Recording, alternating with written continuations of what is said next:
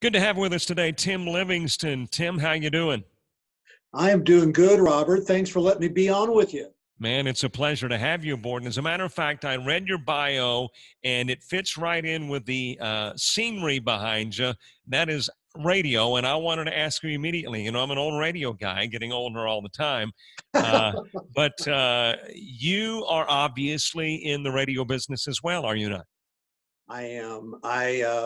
I love it. Got into it early on just because I just loved radio. And as you know, I don't know how long you've been at it, but it sounds like you have been in it for a long time.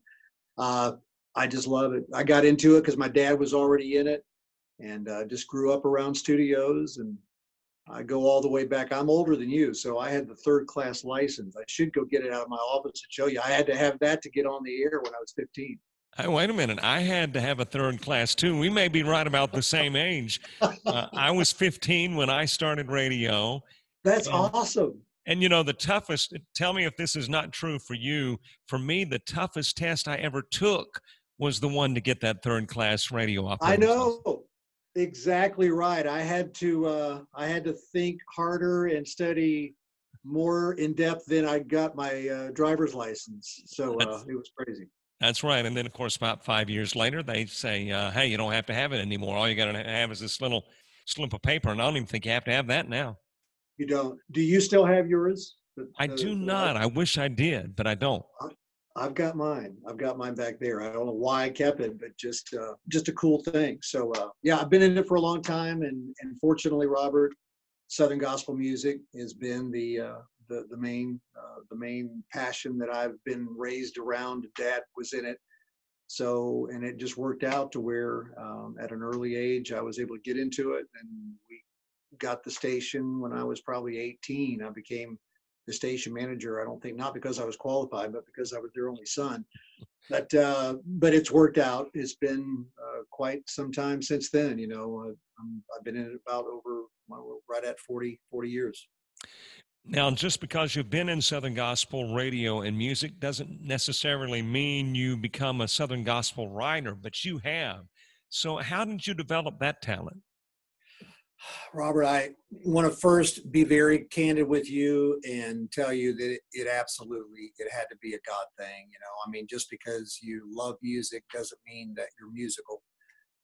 Just because you're a singer doesn't mean that you have songwriting in that. You know, I've just been blessed to be around a lot of individuals that were heavy hitters and tremendous gospel writers.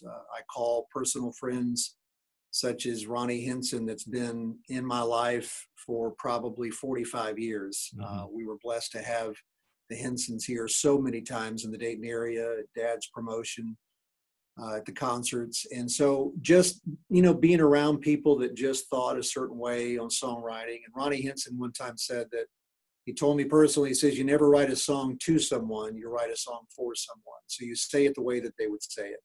So just things I picked up along the way. You know, and I don't know how in depth you got on the bio, but I'm also a second generation pastor. Mm-hmm. So I've been with the church, preaching at the same church for 38 years. And, you know, sermon preparation, not to say it in a commercial way, but I'm a hook preacher, meaning that I usually work to a title and try to just build that point throughout the sermon. And to do that over years, I don't know, you just kind of develop maybe a certain style. And then musically, being in radio, being around music, all of a sudden you have that challenge of saying a 30-minute sermon in 3 minutes. And it's a challenge, but I love doing it. And it's just, Robert, I can't tell you how it happens, but it's just a strange thing. As sure as I'm talking to you, I could be mowing the grass or doing something completely unrelated, and all of a sudden, here comes, it's like a bobber on the water. All of a sudden, God starts to move that bobber, and here comes a hook, you know, and that's kind of how it happens. Would you say that being a preacher has made you a better songwriter or vice versa? Hands down, absolutely. I can say that being a preacher has made me a better songwriter, because for me, content matters. And in our our broadcasting that you are part of, our message matters. And for me, I know that there are some people that will not come to hear me preach, or they may not go to any church to hear a sermon preached before they hear it. And that is a challenge for me to write something in a 3 to 4 minute time frame to where there's enough meat, gospel power that's there to give that person that gospel message. So having had a few years of study to show yourself approved, so hopefully I have picked up some theology along the way, because that's what really matters. So it's made me a better songwriter, because you can only write cute and catchy so many songs on an album, and then after it starts to be like just eating more M&Ms, you know. I mean, it tastes good, but it doesn't help. So it's made me better.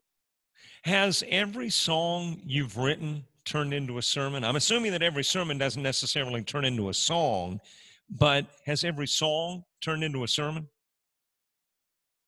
Well, you know, I would say over half of them have come to the way that you said, for sure, is that a sermon turned into a song. But there has been moments to where that I have wanted to stretch out a 3-minute song and make a 30-minute sermon out of it, because it has inspired me. And it's been very, you know, Robert, it's been very strange. You know, I'll never forget actually saying a hook, saying a line that became the title of a song that I wasn't necessarily preaching at the moment, but I just said it when I was preaching. And all of a sudden, even though I was preaching and even though I was involved in the sermon, I still had to almost write down what I just said. And then when it came time for me to have a writing session with Wayne Hahn, I don't know how many times you've interviewed songwriters before, but a songwriting session can be really, really fun, or it can be crickets, you know? Mm-hmm. And so it was one of those moments where Wayne said, you know, what do you want to, you know, you got anything on your mind? What do you want to do? What are you thinking? So I just said, well, I said the other day, I said this line, and just tell me what you think about it. And I said, I don't want to count the last days. I want to make the last days count. And he goes, we're writing that. Yeah. So I hadn't preached that yet, but that's how that came out. So I'd say it's about 50-50. Mm-hmm. Tell us about the new song, Table of the King. Well, let me tell you, that song there touches my heart. And I'm not kidding you, I get chill bumps just thinking about that song, because it's one of those grace stories in the Old Testament that I have loved to read, teach, preach, tell. And for your listeners and viewers, you know, it's the story of King Saul's grandson, Mephibosheth. So I was able to write the song without giving the actual person's name. It's hard to rhyme with Mephibosheth, just so you know.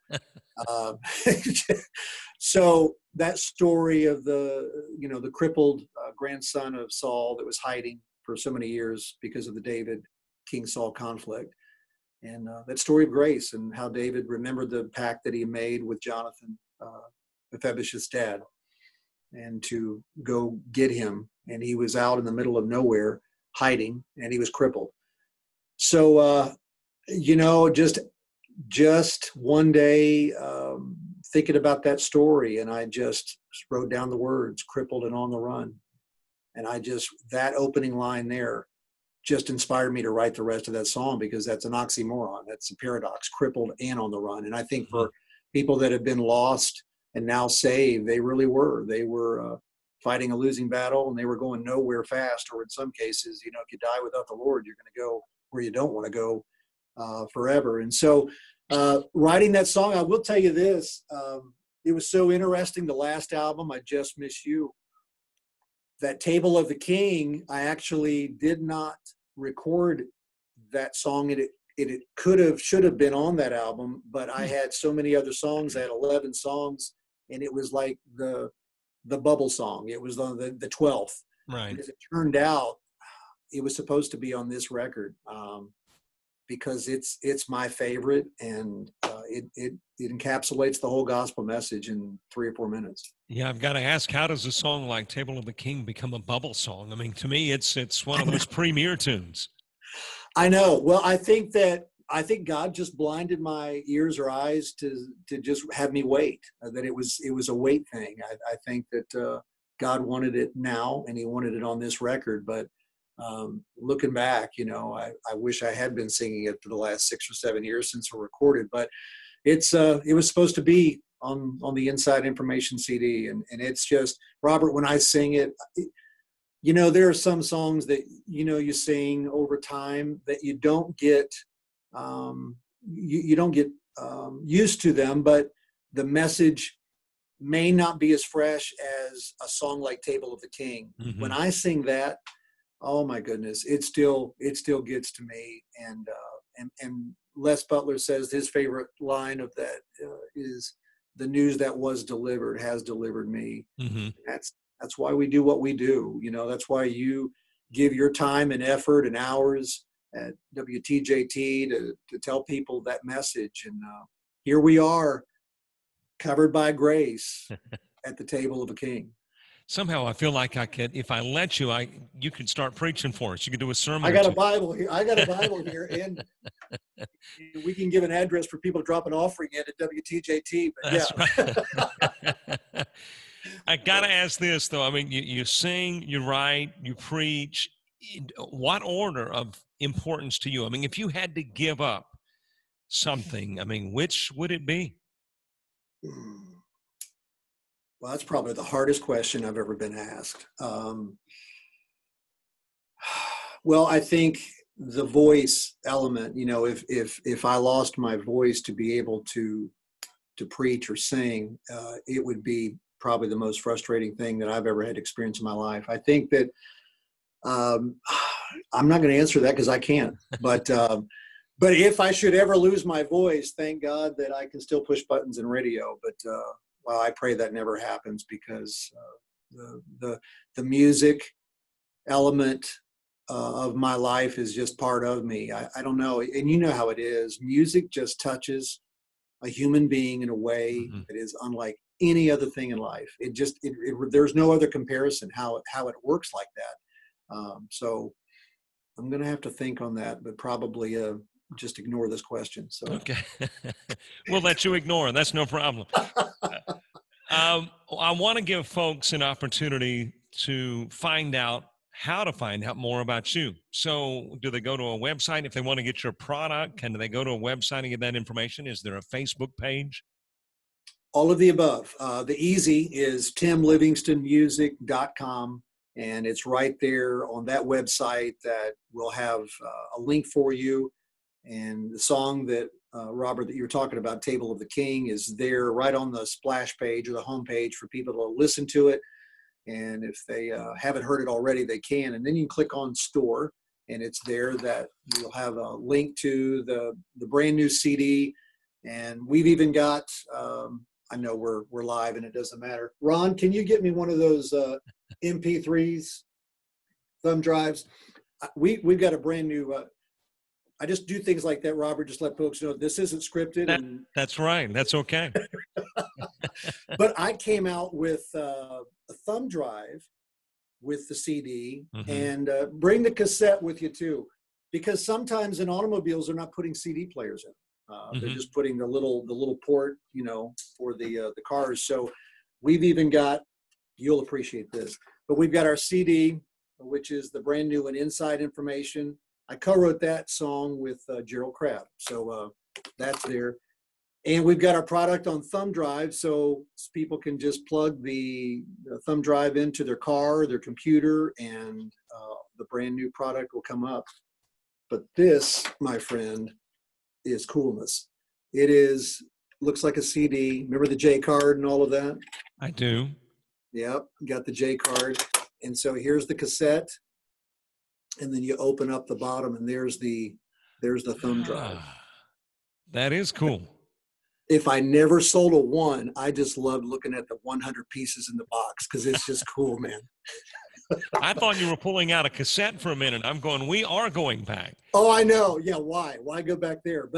But it just is just so neat. So it's a throwback thing, and but it's a thumb drive, and it can go right in their car, and they go to timlivingstonmusic.com and check it out there. And then our Facebook, Tim Livingston Music on Facebook as well. So everything's the same handle.